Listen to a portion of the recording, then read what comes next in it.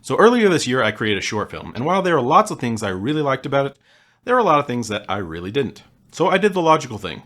I never shared it and pretended like it never happened. After thinking about that for a few months though, I realized that's a really ridiculous position to take, especially for a channel that's supposed to be about experimentation and learning. I figure if CG Geek can do it, I don't have an excuse. After all, I did actually learn quite a bit by doing this. I learned a lot about modeling, a little bit about cloth sims, and especially about motion capture and how to get animation working. So I'm going to share some of those tips with you, a lot of my failures, some of the tools I used, but before I get into that, I present to you my short film, The Enemy.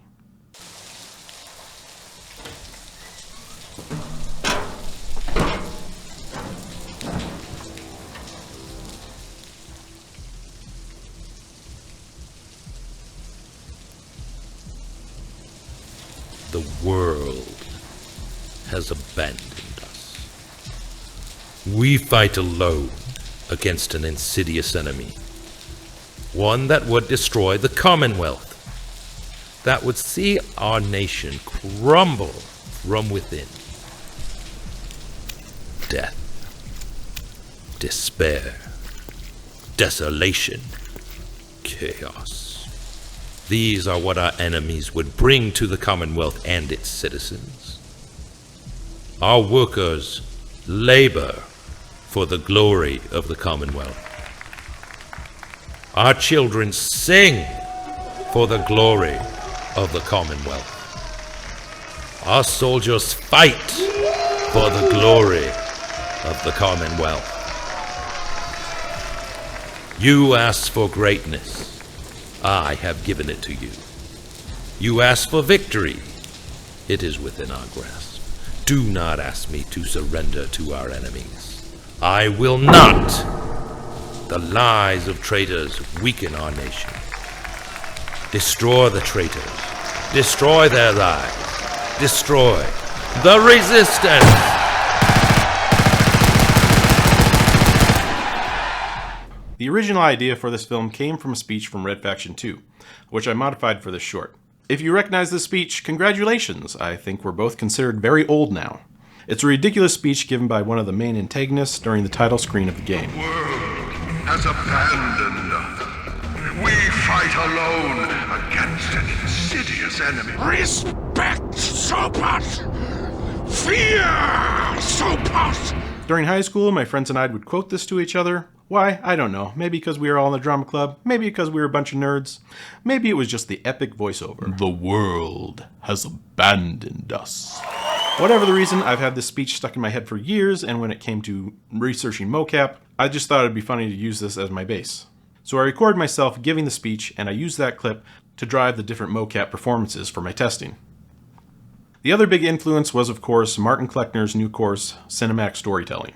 I did not go to film school, and I have struggled to make my stuff not look bad, and this course helped me out a ton, from doing lighting to doing composition.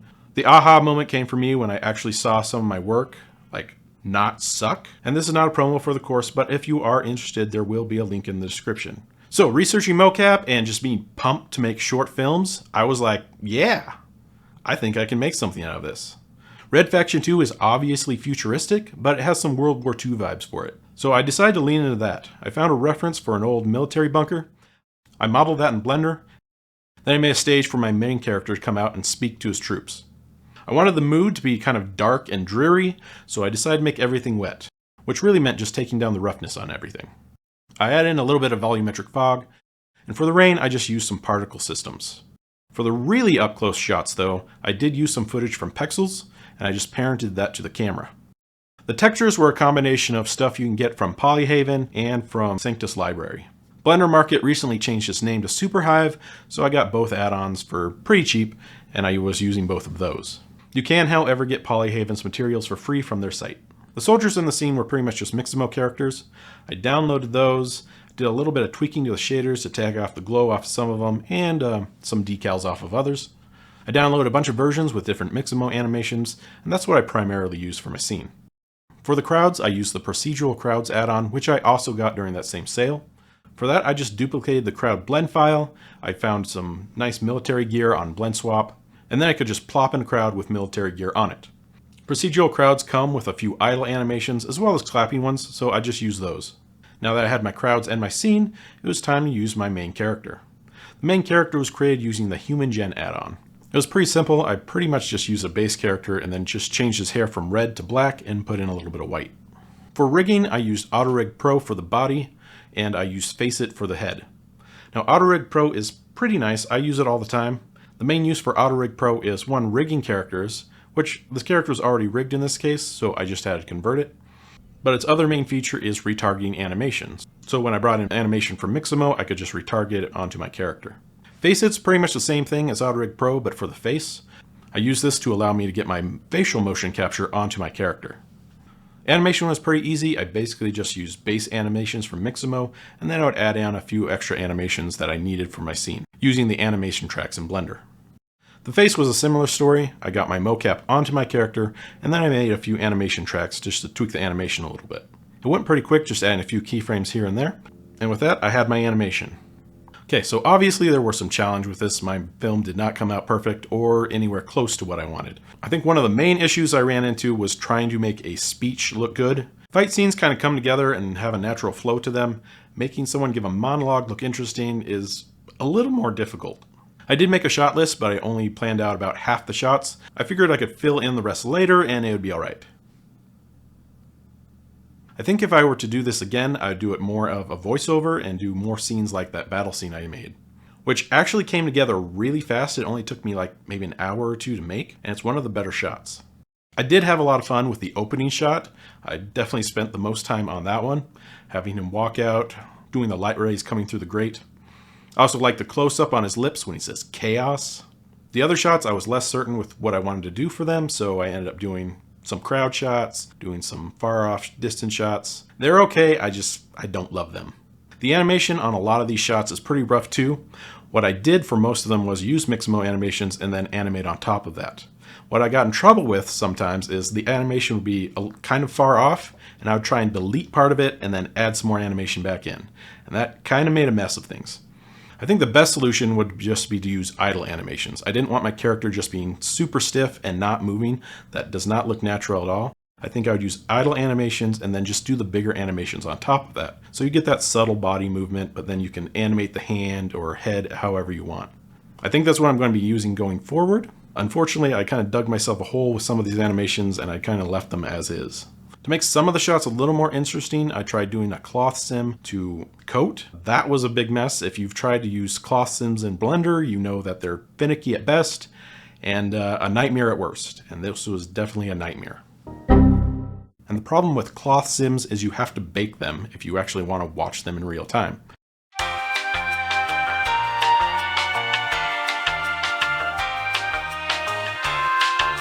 And then I would have to render it to see if it was any good. Some of these shots were rather long, so baking it and rendering it over and over and over again.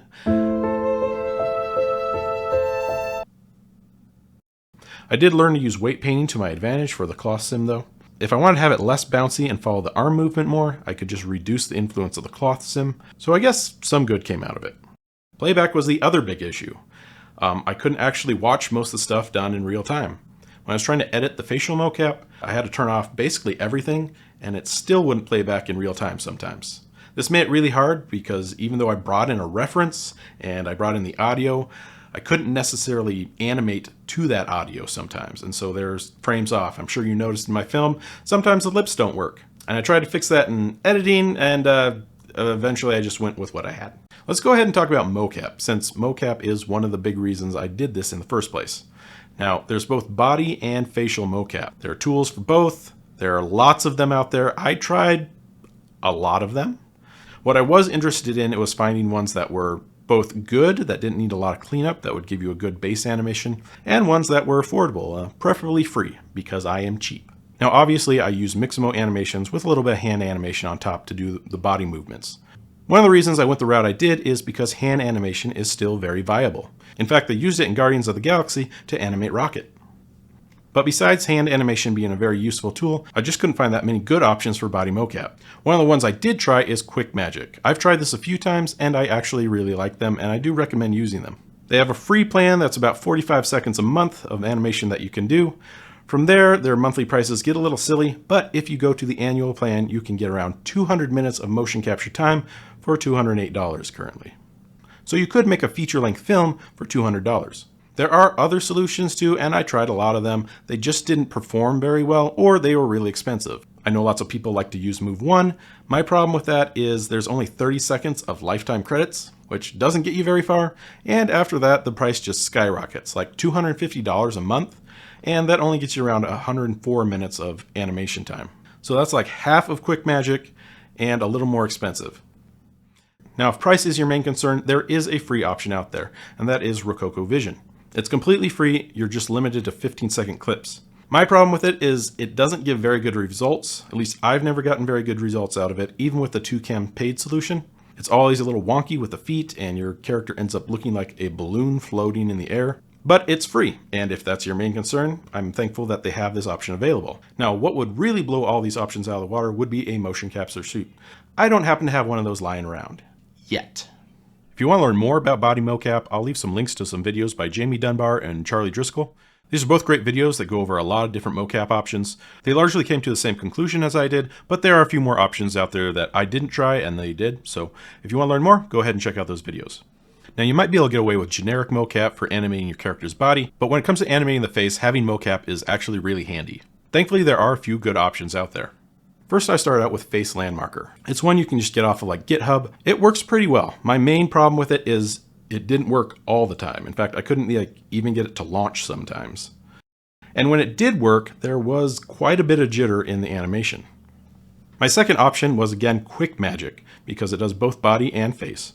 It does a pretty good result, but I did have to hack up my video into like 30-second increments for it to render. And the last one I tried was Keen Tools Face Tracker.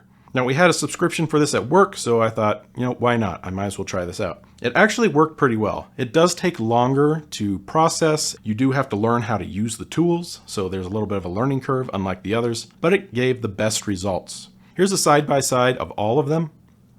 You can see that Keen Tools definitely gave the most expression. My main problem with this is it might have given too much expression. I actually prefer the Quick Magic one here as a base animation and then just adding animation on top of it. Again, what I learned from doing this project was it's easier to add on animation than it is to take it away.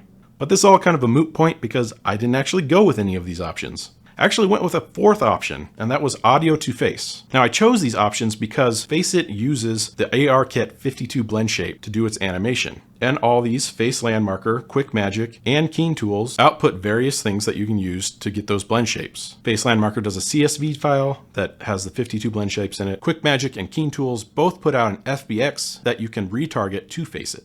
Now, audio to face, what it does is just generate a performance based off of an audio file.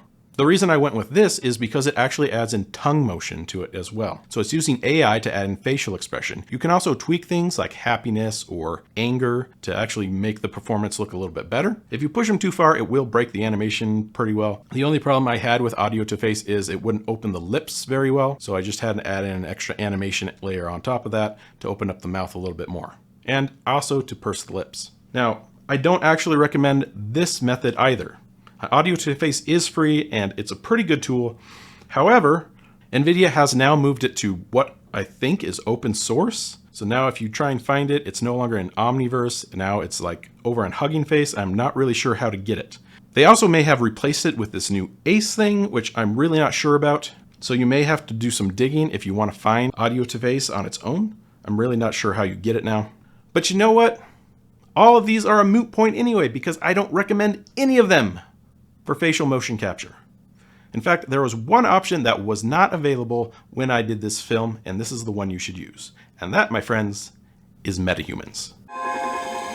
I am metahuman. Up until the most recent release, metahumans was restricted to be used in Unreal Engine. Since 5.6, now you can use them in anything. We have updated the Unreal Engine license to include metahumans. You can use them everywhere, in every engine, in any creative software. So I took my character, I converted him to a metahuman, animated him using the metahuman animator. Behold. One that would destroy the Commonwealth, that would see our nation crumble from within.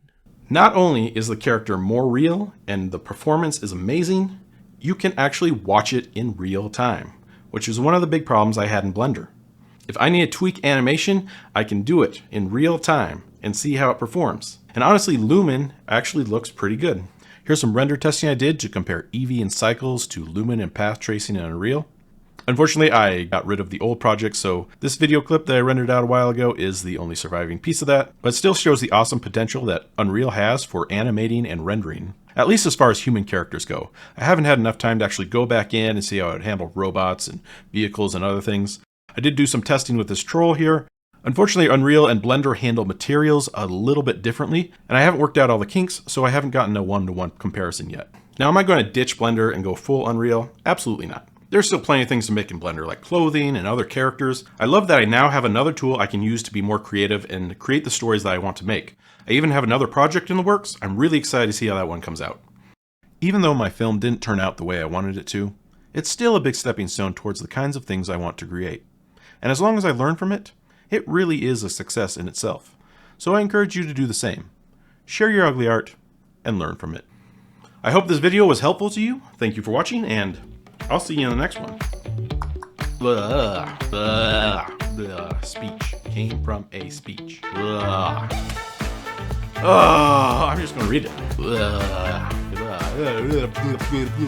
Nailed it!